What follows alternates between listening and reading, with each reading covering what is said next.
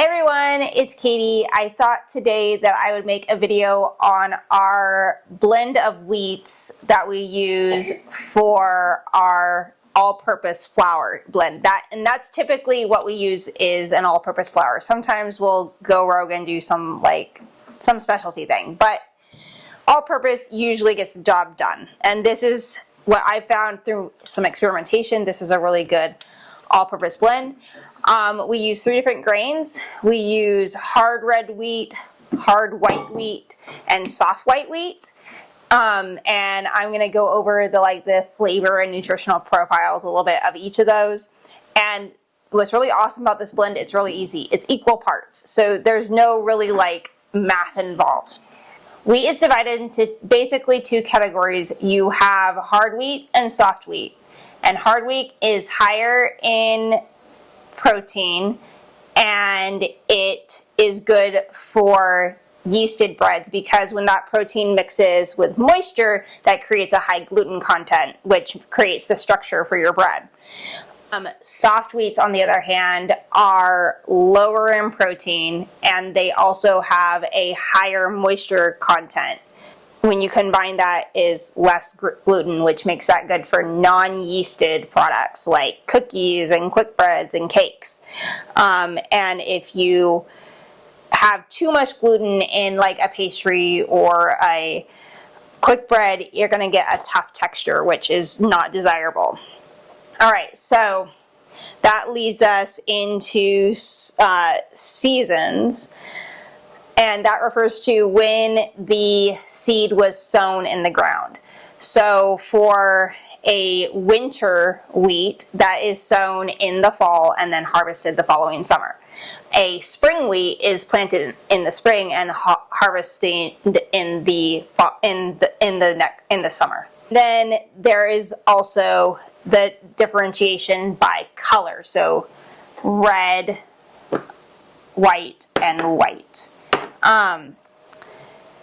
So the color, red wheats have a nuttier, more earthy flavor, and whites have a milder flavor, which makes it a good pastry flour.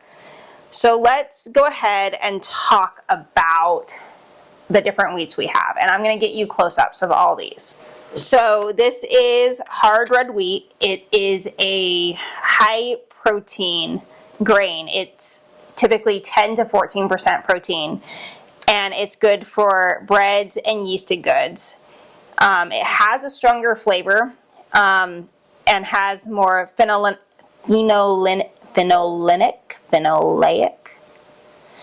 compounds and tannins in it, which that would give it a more bitter flavor and a stronger flavor, especially tannins. And there's evidence that the phenolic acids have anti-inflammatory properties and have antioxidants. The next grain that we use in our blend is hard white wheat, and it has the same protein content as the hard red wheat. And again, it's good for breads and yeasted goods. It is a milder flavor than the red wheat, and it is a milder flavor, so it makes it better as maybe a transition from store-bought, what we as Americans are typically used to a more whole wheat flour. Hard white wheat was developed from hard red wheat. It was developed by eliminating the brand for color. Hard red wheat has 1 to 3 color genes that give the brand the red shade. And the hard white wheat has none of those genes for brand color. The elimination of these genes created fewer phenolic compounds and tannins that reduces the bitter taste associated with red wheat. Then the final part of our blend is soft white wheat. It is a low protein, 6 to 10% protein, and it's good for non-yeasted goods like pastries, cookies, and cakes, and all that kind of stuff. So why this blend? I decided to go with this blend because I wanted something that I could grab out and pretty much not worry about what I was making, and it was going to make a relatively consistent product. And originally I wasn't really going to use hard red wheat, but we were given some, so I went ahead and used it, and I don't dislike it. That is our blend. We do equal parts. I've actually already measured out a batch that we're going to grind up in our mock mill, and we can go over there right now and I will show you the basics of how to use it. Still probably going to do a whole video on that, but let's get this ground and I'll show you the next step in making our all-purpose flour. So this is my mock mill. It's a mock mill 200 and it is about 5 years old. And it's really easy to use. It's already plugged in, and I'm actually going to grab a scoop for this because it's easier. So I'm going to turn on the mill and listen for it to kind of get a higher pitch, and then we'll be able to put in our grain. And it'll kind of clean itself out. So I'm hoping you can hear me. There's a knob over here, or a lever over here, that opens and closes the stones. It moves them closer or further apart. And that's the sound I'm looking for. And I'm going to put my grain in.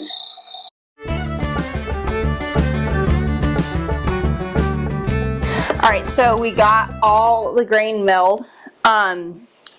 So when you mill flour, you typically get like 1.5 times volume wise of what you started with, because it flips up.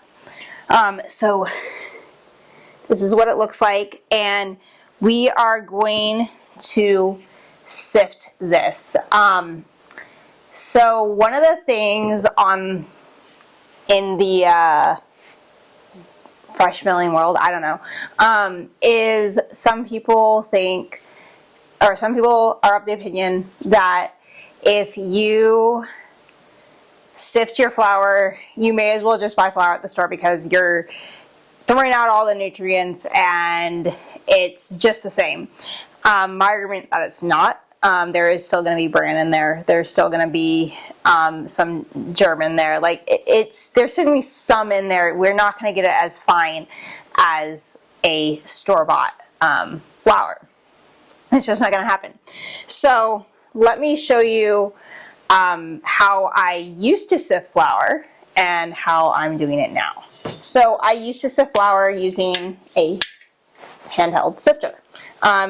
This is, I think, a 60 mesh sifter, and that is about where I want it.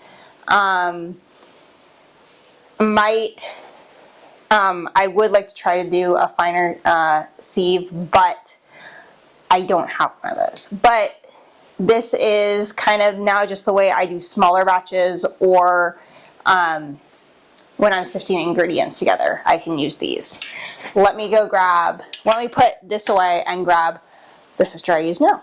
So this is the sifter that I use currently. So it is an electric sifter, which makes things a lot quicker and a little bit more hands off. So it came with a number 40 and a number 60 sieve. I typically use the 60, and it comes with a little brush, and you do want the brush.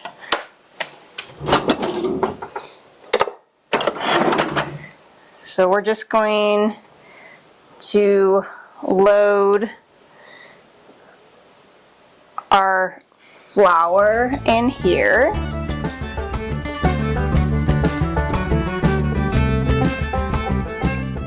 It's all in there, and we'll put the lid on. And I probably did overfill it. That's okay. And we'll shut the lid.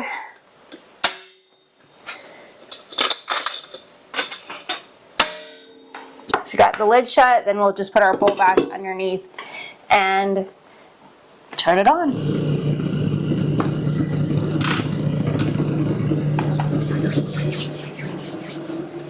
All right, so we finished sifting and got this all brushed out. This is the leftover bran. I could probably sift for a little longer, but it's been going for a while. The rest of this is going to go to the chickens. Let's see. There we go. Here is our finished flour, and you can see it's a little bit darker in spots. That's because those spots have a bit of bran. So our next step is to put it into a container, and we use these big 1-gallon glass jars, and then we will use what we need for today and then put the rest in the freezer, and we'll use that up probably within a week or so. I do recommend, for the sake of nutritional value and also to prevent like bugs from getting in it too, keep your fresh milk flour in the freezer. It is not a huge deal to have to go pull it out and let it, even if you have to let it come up to room temperature like in a pastry recipe, it's fine. It ensures that you have as much nutrition as possible with the convenience of a container of flour that would normally be in your pantry. So we're going to put this into a jar.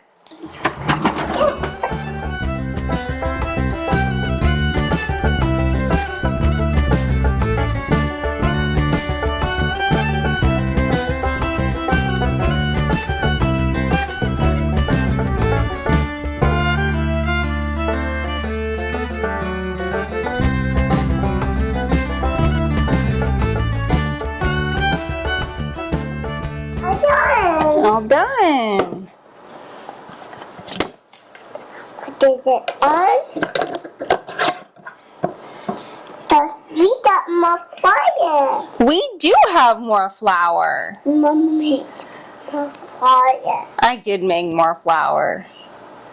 Mommy, next weekend. I will probably do some more next weekend. Yes. So we have our all-purpose flour blend in our jar. We're gonna go stick this in the freezer, give the bran that we sifted out to the chickens, and start on our next baking project. If you like this video, give it a thumbs up. If you want to see more of what we do around our little suburban homestead, hit the subscribe button, and until next time, bye!